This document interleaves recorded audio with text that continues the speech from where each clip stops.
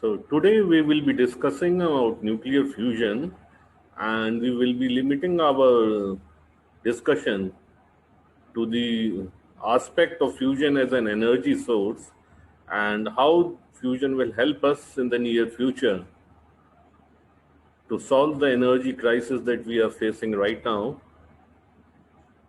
So we start with the requirement of the energy. And as we see that the world population has increased quite a lot during the past years, and so the requirement of the energy. And as per an estimate that by 2025, the demand will be increasing about 80% to what it was in 87. And on the other scenario, if we improve the efficiency and the power quality of the available energy resources, we will be able to cater only 40% of the this requirement. So another 40% balance is still to be managed, and therefore this is the reason for the load shedding and all in our country. And if we see the scenario of the industrialized country and the developing countries, we notice that the population of the industrialized countries had just become 1.5 times of what it was in 1987. And these industrialized nations have been able to manage the energy resources in the aspect. And so there is no shortage of energy in these countries. Whereas for the developing countries, the population has been doubled nearly in these years, but the energy resources have not grown in the same ratio. So there is a gap between the requirement and the energy supply. And this is the diagram of the energy sources available in the world, and you are utilizing the energy sources available in the world. The energy, 35% of the energy is coming from the oil resources. Then comes the 23% from coal, and this is mainly in the area of the thermal power stations and contributes to electricity generation. And the next one is the gas, which is mainly for automobiles and domestic cooking. Then comes wood, then nuclear power and hydropowers. In the case of India, hydropower is more as compared to nuclear power, but on the world scenario, nuclear power exceeds the hydroelectric power. So let's go to the nuclear energy, which is about 7%, at present giving about 7% of the total energy resources. So there are two kinds of nuclear sources of energy. The first process is called nuclear fission, in which the heavier nuclei is splits into lighter two or more nuclei, accompanied by a release of energy. The other kind of reaction is the nuclear fusion, in which the lighter nuclei join together to produce a heavy nuclei, accompanied by a release of energy. So let's compare the two processes. The nuclear fission is the breaking of a heavy nucleus into two or more smaller ones, while the nuclear fusion is reverse. The lighter nuclei combine to produce a bigger one, accompanied by release of energy. The fuel used in the fission is uranium and plutonium, which are the radioactive elements, while in the fusion, the fuel required is hydrogen, which is non radioactive. And in fission, the nuclear fuel is used, while in fusion, helium is used. The fission is an ongoing process, and energy reactors are under operation, while fusion is under research. In fission, the energy produced is about 1 million times greater than the conventional resources, while in fusion, it is about 3 to 4 times more than that of fission. As you see here, in a fission reaction of uranium, the energy release is about 200 MeV, while in a fusion of deuterium and tritium, the energy release is about 500 MeV, so it's nearly 2.5 times greater. And when we see the binding energy, the fusion binding energy is greater than the fission one. And now let's move to the definition of nuclear fusion. What is nuclear fusion? So nuclear fusion is the process that powers the sun and the stars, and it takes place at quite high temperatures of the order of 15 million degrees centigrade.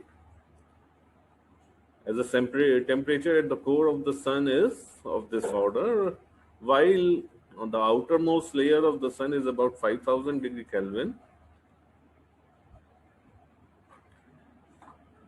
So the conditions required for nuclear fusion is high temperature and high pressure. And the deuterium to tritium fusion reaction results in the production of helium and neutron accompanied by release of energy.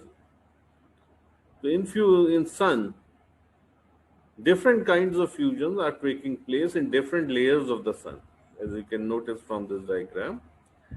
And since we know that the medium there is plasma and 99% of the interstellar medium is plasma, so there must be some mechanism to hold the plasma in a confined manner, because plasma is such a medium that the equilibrium, when the equilibrium conditions are not maintained, then it will turn back to the original gas from which has been ionized to form that plasma. So to confine the plasma, the mechanism existing in sun is the gravitational confinement. The plasma particles are confined due to their gravitational property. On Earth, we have been successful in producing fusion in the hydrogen bomb. The fission reactors are quite proving hazard to the environment, as the residue is the radioactive elements, which will take about 1,000 years to be disposed of, and the concerns regarding global warming and all are there. While for fusion, it's a totally peaceful process without having any uh, hazard to the environment.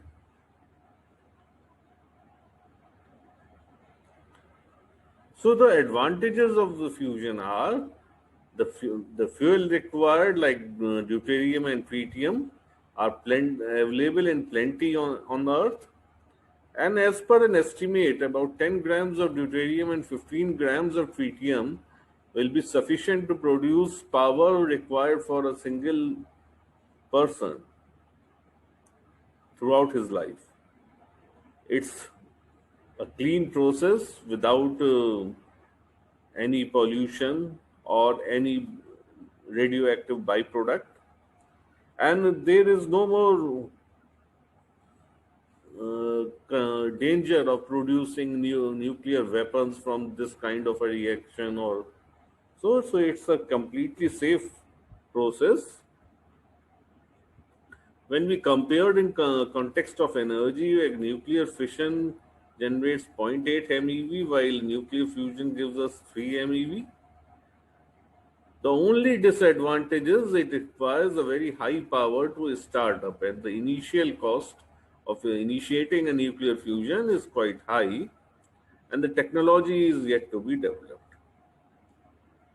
So, as we talked before, the nuclear fusion is environmentally friendly. So, the challenges for fusion development right now are that how we should be able to heat plasma to this order of 100 of million degrees centigrade. Second is how to confine that plasma. And the third one is how to sustain that reaction.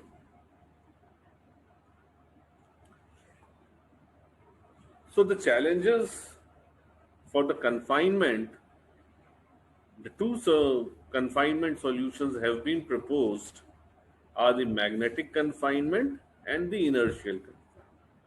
The magnetic confinement is done by application of magnetic field, while the inertial confinement is done by pressure of the external radiation. So our goal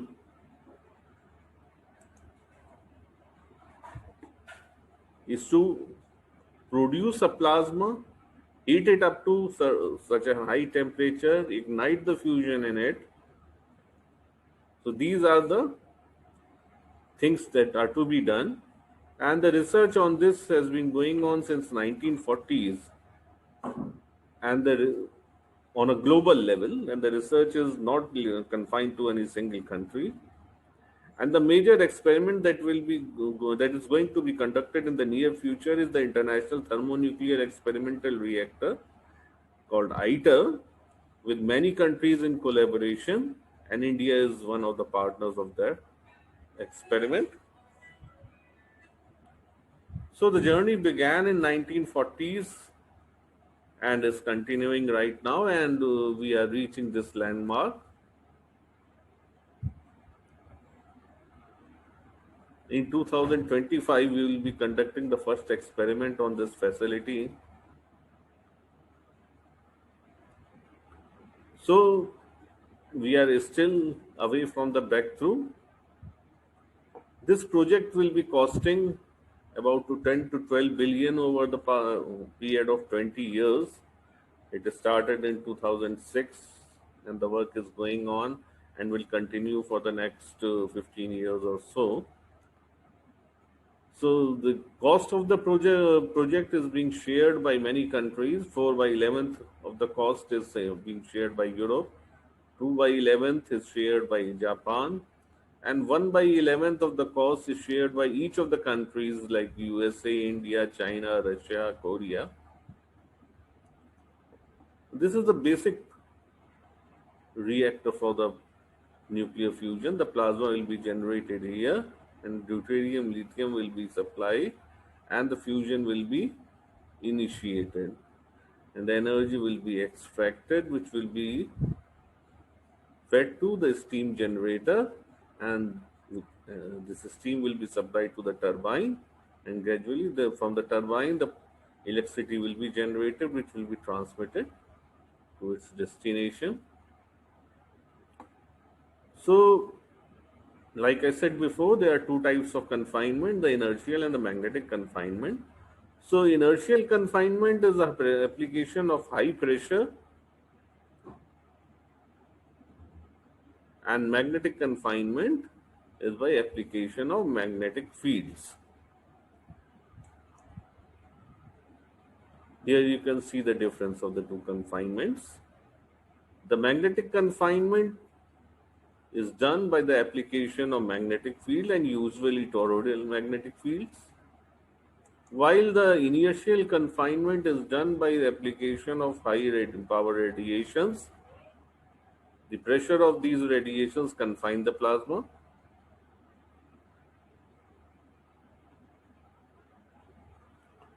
And the device used for this is called a tokamak.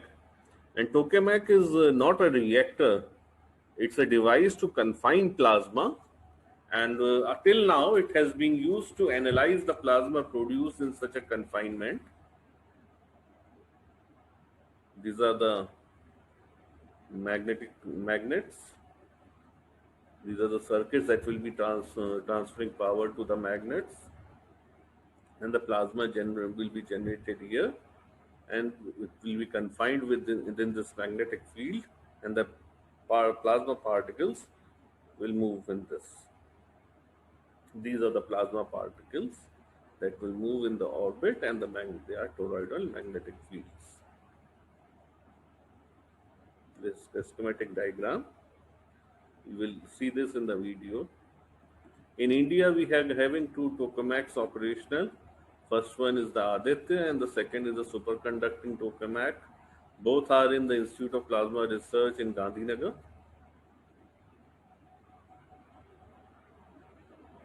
This is a big tokamak,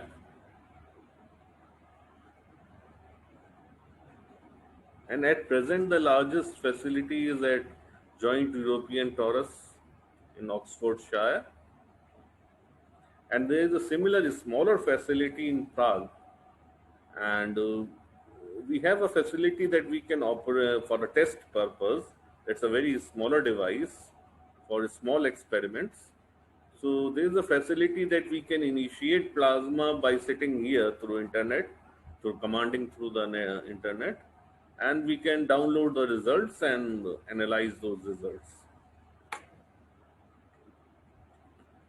So, like I said, the biggest experiment that is going to be conducted in the history of science is the ITER, the International Thermonuclear Experimental Reactor, with many countries participating in this. You can see the Indian flag. And the story started in 1986 with the US USSR summit, and it gained a final shape by 2006. On November 26, 2006, the ITER agreement was finally signed. This is the ITER logo. It's a collaboration of 35 nations from three continents and pursuing for a common goal of achieving nuclear fusion. So the energy generated in the sun is from nuclear fusion. So that will be a kind of artificial sun on Earth. You can see the plasma particles moving. This is the assembly being done in ITER, France. You can see a simulated diagram. The temperature at the core will be millions of degrees centigrade. This is a plasma that will be generated. You can see the fluorescence is the plasma. This is the outer jacket of the reactor, of the device rather. This is the base of the tokamak. And the concept was given by Russian scientist Igor Golovin. These are the toroidal magnets.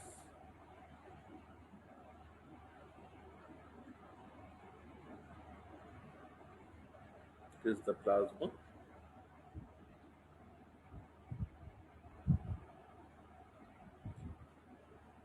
So the goal of this experiment is to produce about 500 megawatts of power for a period of 400 seconds, and the power input that will be required for initiating this kind of producing this plasma will be about 50 megawatt. So this the basic purpose is to demonstrate the fusion power. So the first plasma is expected to be generated in 2025, and the fusion power is expected by 2035. And further, it is expected by 2050 we will be having a first new professional nuclear fusion power station that will be commercially viable for the generating electricity. So we can see that fusion is this ITER is the largest scientific experiment ever, and it is supposed to demonstrate fusion.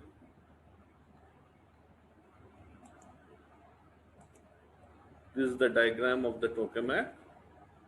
You can see the base, the pipelines for the cooling, the cryogenic pipelines, the magnetic feeders, the solenoid coils.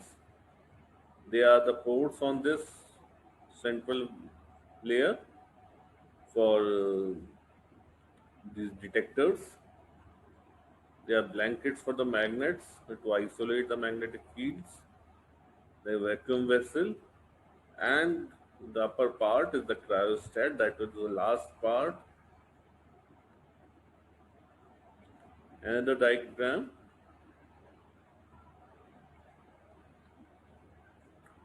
This is the hall where the assembly of the device will be done. These are the plant installation for installing the low temperature devices. This is the compressor, nitrogen compressor. And as far as India is concerned, these devices will be fabricated in India and will be transported and assembled on the site for installation in this. And you can see that the last top lid, the cryostat lid, so the component from India will be the last one to be put on. So we have India has contributed to the base and both to the top also. This is a construction site about 1.5 years back.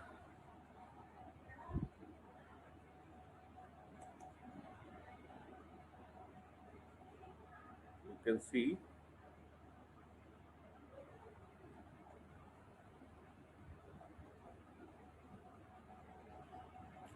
the size of the device is about 30-meter wide and 30-meter in height also.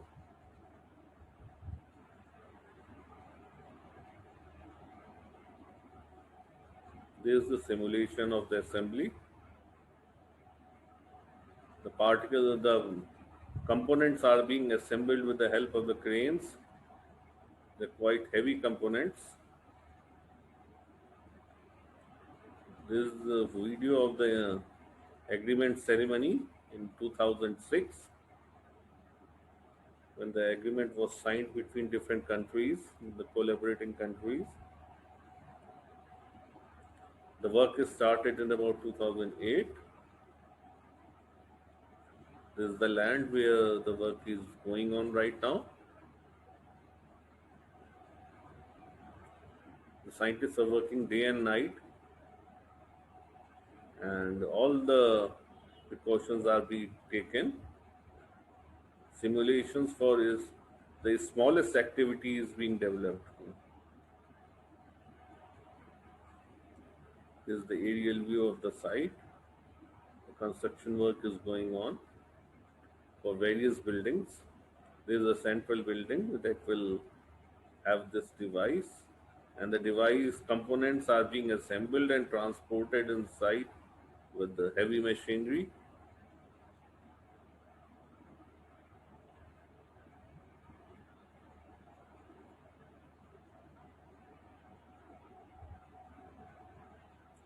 This is the main device.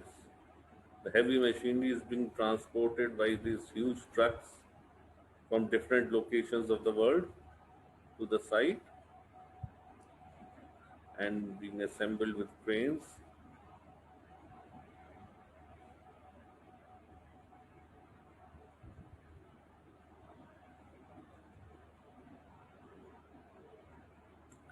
See the size of the components.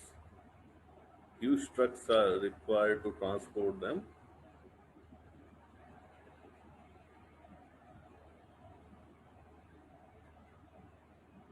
The components are being offloaded from the ships for transportation to the site. The vacuum vessel, a section of the vacuum vessel. And as far as the cost is concerned, the major cost is in the construction of the magnets. That is about 37% of the total cost. And the buildings and all other, then the turbine plant and all. The major cost is for the magnets, then comes the buildings.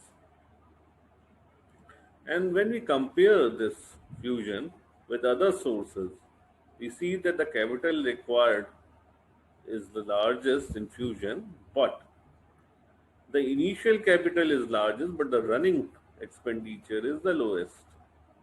The running expenditure is lowest in fusion. And when we compare the total expenditure, we see that it is in order with coal and other plants, but it will be slightly lower than coal, but the power output will be much greater.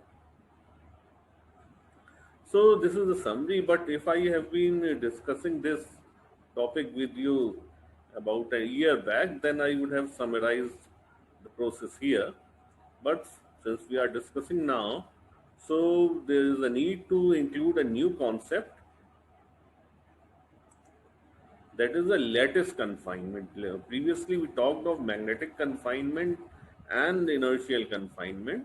Now, a third scheme has been proposed by NASA, that is the lattice confinement, and which says that in a metal lattice, deuterium atoms can be injected, and these atoms will locate themselves somewhere. And when a gamma ray photon from a laser or a device excites, it will produce an energetic deuteron, and this deuteron will fuse with another atom of deuteron, producing a fusion reaction. And such a reaction confinement is called the lattice confinement, and this will be much cheaper than those magnetic and inertial confinements, plus easy to install and use. So the research has been initiated on this concept also, but it's on the start right now. It's only a concept right now. It has to be developed. The theory and the experimental works need to be carried out, and finally we will be able to get something.